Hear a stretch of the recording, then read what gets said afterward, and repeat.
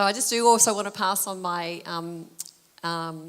wishes to all the mums in the house today, and to all those spiritual mums who I know also impart into children's lives who aren't their own but love them like their own. What a privilege it is to be able to pour into children's lives. And I never take it for granted the impact that we have on their lives as well.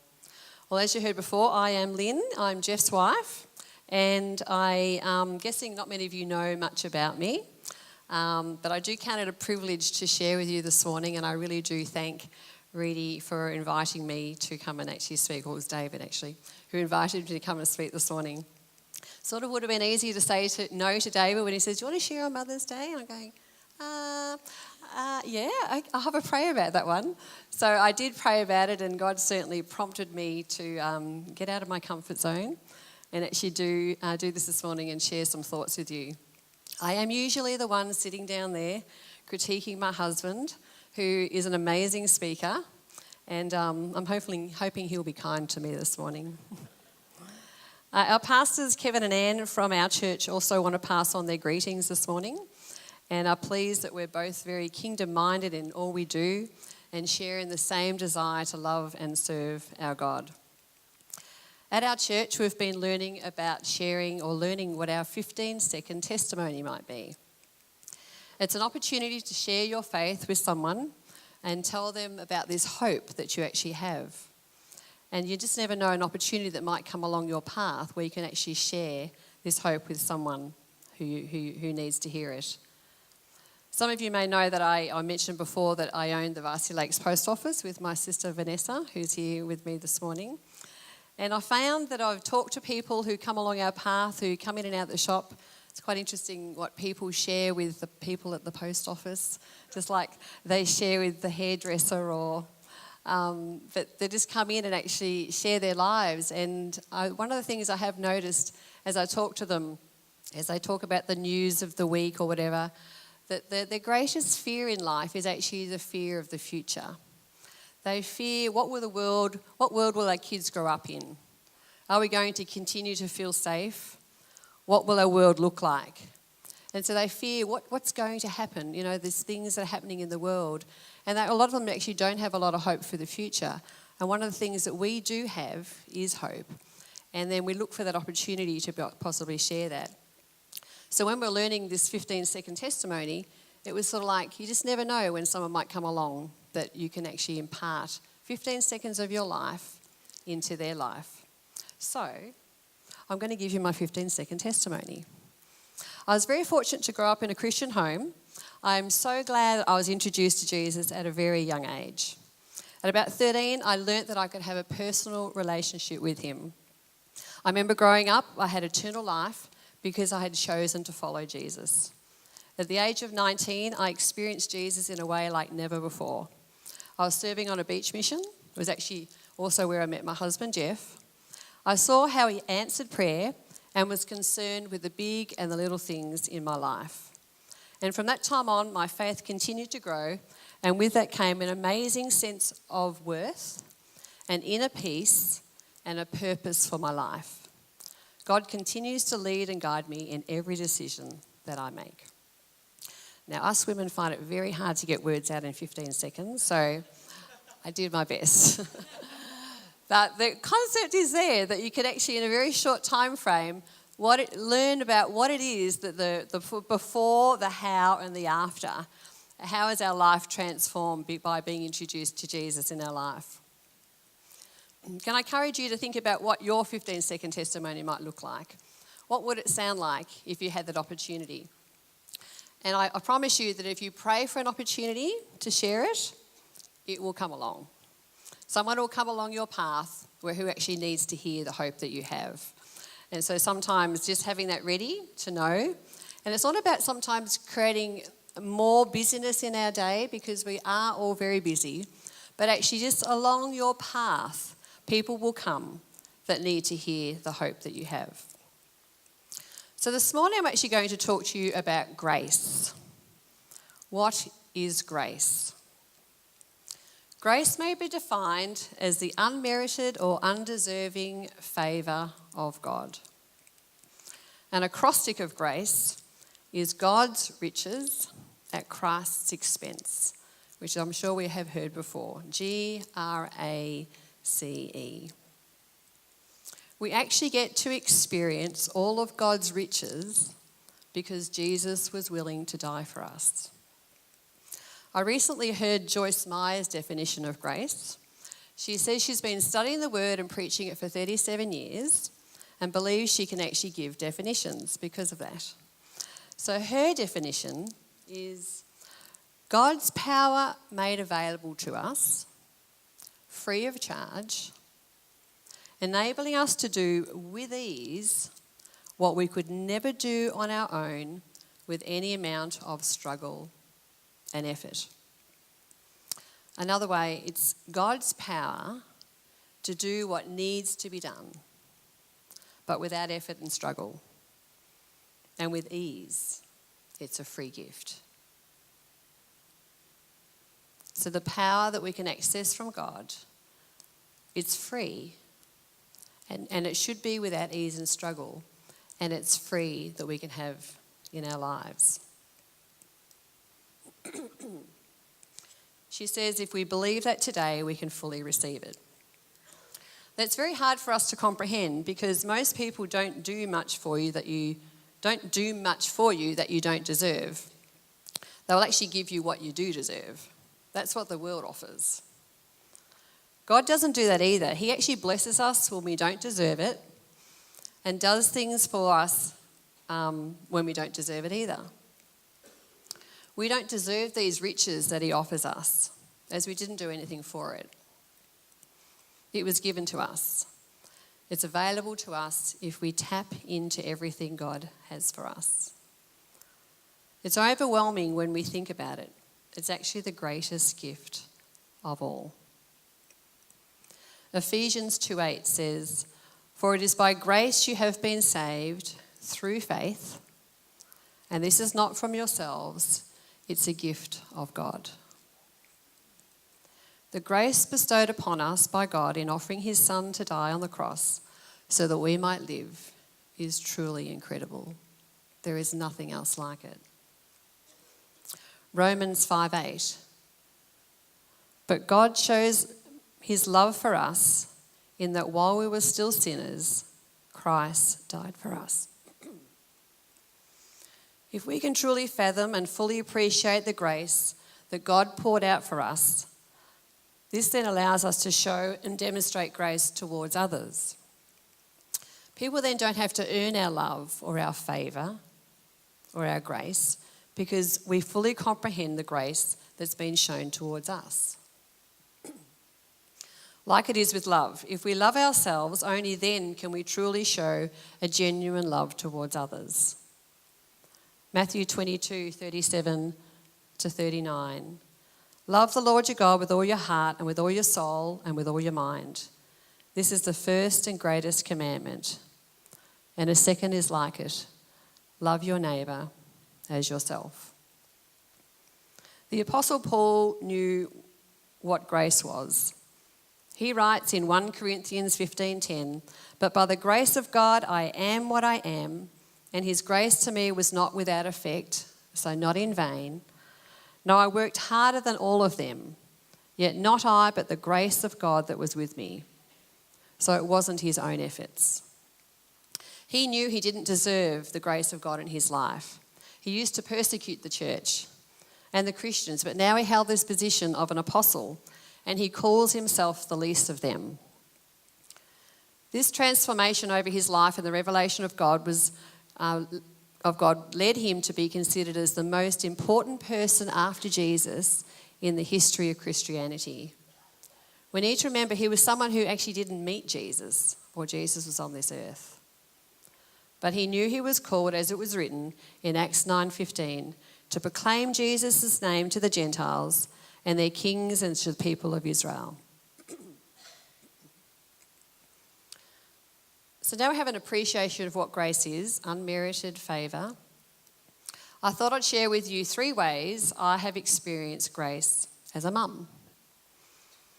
Firstly, when I truly understood the sacrifice that Jesus made for me, even when I didn't deserve it, it undid me.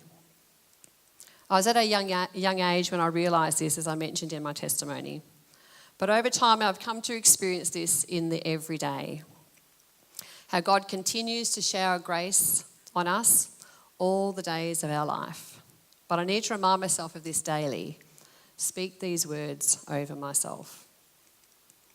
I see it in the answers to prayers. I say, wow, God, that you would care enough about me for my little decisions and my big decisions.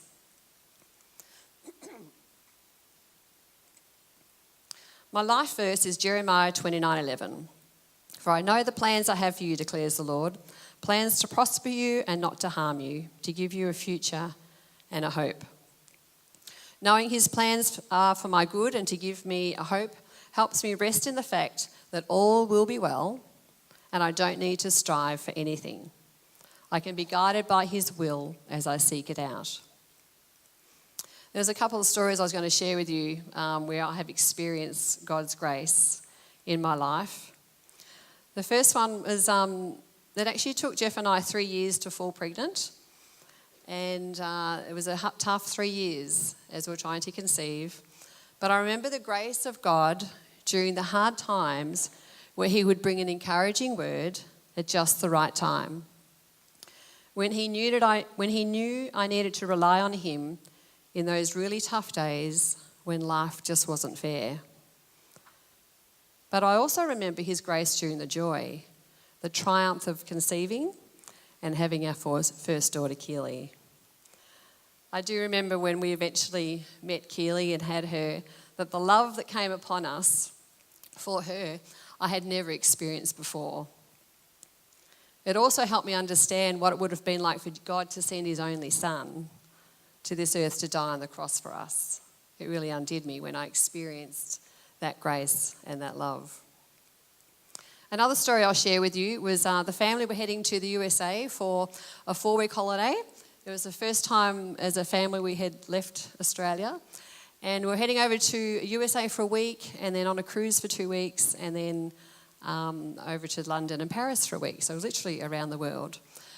So we're heading out and we're heading to LA, and one of the things we're going to do in LA was go to an extreme roller coaster park, which is what Joshua wanted to do. That's what he wanted to do in LA. So we head off to the roller coaster park in US, and we're having a good old time. And Riley wasn't feeling very well that day. She'd been feeling a little bit dizzy and a bit uneasy on her feet, and so she hadn't been on many roller coasters, or none at that point actually. I had been on a couple, but we came to the last roller coaster, and we all encouraged Riley to go on this roller coaster. We said, this one will be fine, we're never coming back here again, it will be all good and everything. Well, yes, I eat those words. And we went on this extreme roller coaster, and I don't need to say much more, but I nearly felt like I blacked out. And it was the fastest, highest roller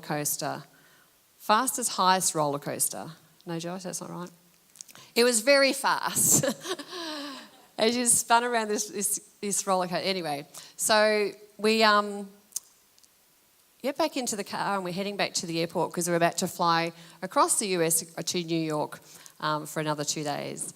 And very unfortunately, Briley actually had a seizure in the car as we're we dropped the car off at the car hire place, and she had a seizure. And people may or may not know her story. 4 years prior to that, she actually was diagnosed with epilepsy. But since then, actually had never had another seizure. The doctors had actually diagnosed it as something else. It was never in our wildest thoughts that this could actually happen again. So here we are faced at LA Airport, and I actually remember looking at Jeff saying to him, should we be going home to Brisbane, or should we be actually flying over to New York? Because we're just about to start a 4-week holiday, or had started a 4-week holiday, and here Briley was not well at all. And so over the next 48 hours, God just showered his grace on us. I've never experienced it before, and I probably haven't experienced it like it again, actually.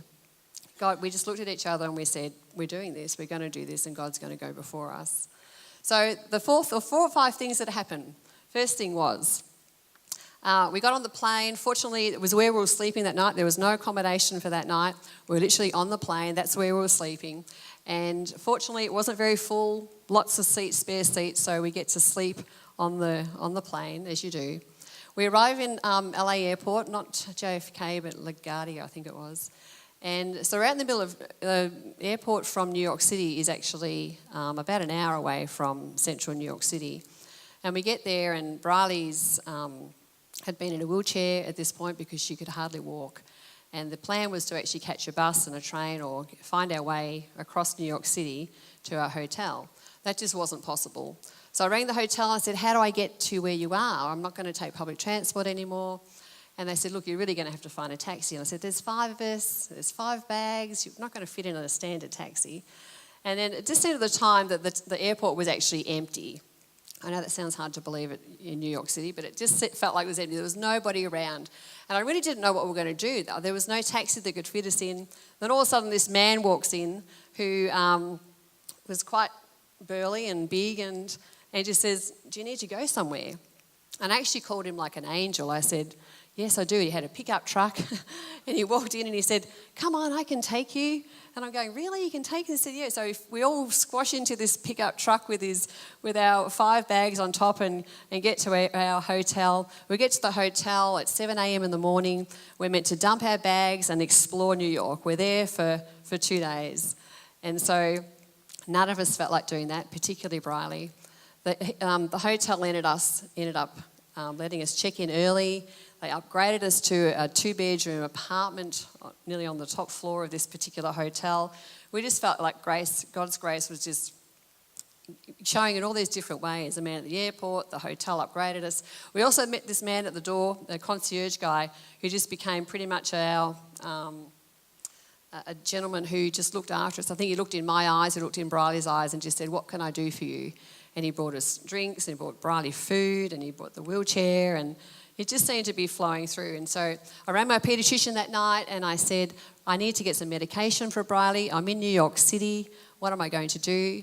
And he said, just go and see a paediatrician in New York. I'm going, right, how do you see a paediatrician in New York? She needs a neurological assessment before you go on a 2-week cruise. I said, okay, God, this one's yours too. So I go down to reception at the desk and I say, I need my daughter to see a doctor and I need to get a neurological assessment before we head away. And I need medication. I need a script to get a medication. Okay, sure. So this, excuse me, this gentleman, this concierge man said, leave it to me. So he rings a doctor for me. I end up talking to the doctor on the phone. He gives me a verbal referral. He said, yes, you can go and see this person today. You can get medication from them. And so they had rung through to this paediatrician. That afternoon, we actually went and saw the paediatrician. She had an assessment. All was well. They gave us medication that cost me $130. How do you get a $130 paediatric assessment in New York City in a 24-hour period? I don't know, except by the grace of God. And so he just covered us the whole time. We then, the next day, we flew out early the next morning and ended up getting upgraded to first class, flying from New York City to Orlando. And God's grace just continued that way. And so there was just a story, I just know there was and I'm not saying it doesn't depart from us at other times, but there was just a 48-hour window there where God just continually gave us answers and provided for us in a really difficult time as a family. And our family did have a wonderful holiday after that. But there was just a top opportunity there.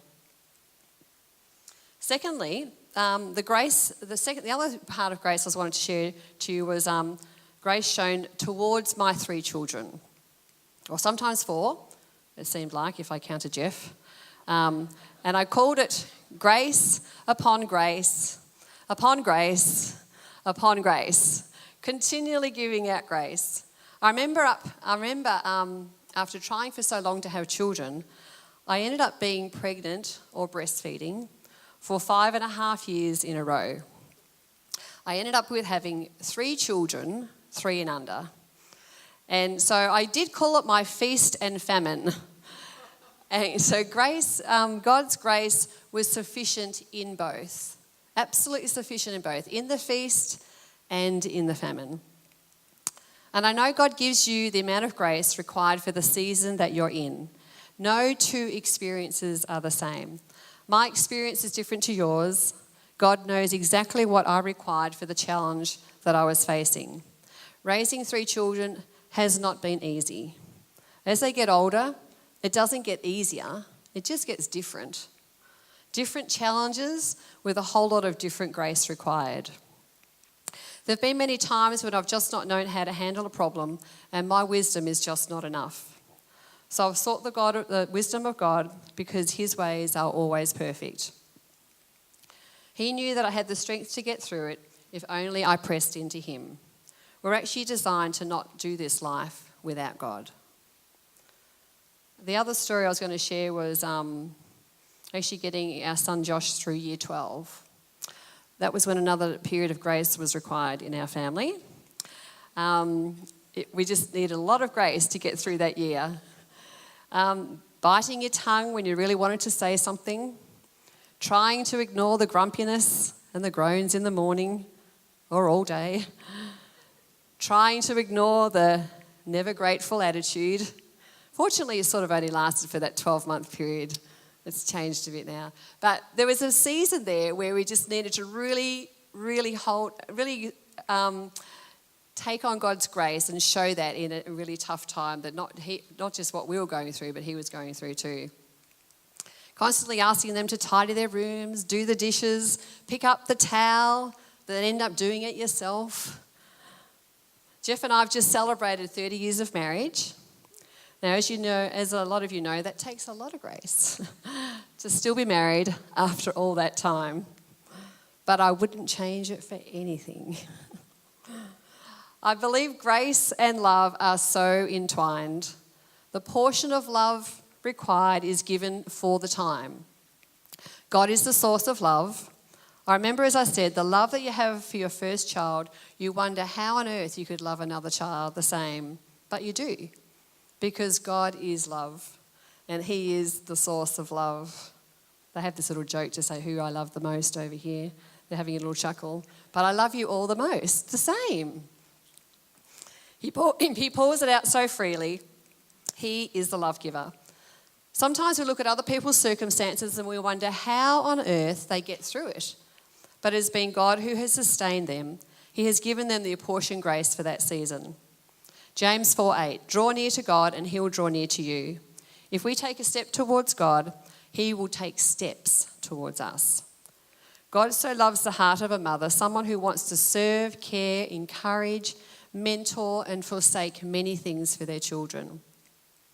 I just want to remind you of some of these things this morning because I know that it's not easy. It comes with a lot of tears, pain and stress. But I can promise you, God sees it all. This is where he sees it. The mum up at 3 a.m. in the morning for the 4th time who wonders if she can keep doing this night after night. The mum who wonders if she can get through another day until dad arrives home. The lonely mum who thinks she's alone in the battles that she faces. He sees it when you wonder if your siblings will ever stop fighting and love one another. He sees the pain that hits in the face of rejection. He hears all those prayers that we pour out on a daily basis, the mum on her knees crying for her children to come to know him fully. He hears the prayers that God's wings would stretch much further than you can to protect them from this world that they enter. The prayer that they would always be safe as they drive. He also sees when you smile and pray over your sleeping baby or your teenage son. He sees you smile when you get an unexpected hug or kiss on your cheek. He sees you watching them when they don't know. He sees the patience you display when you feel like screaming inside. He sees when you are hungry, but you serve the last piece of pie to your kids because you love to provide for them. He sees when you hold your tongue and you don't fight back because you know which battles are important.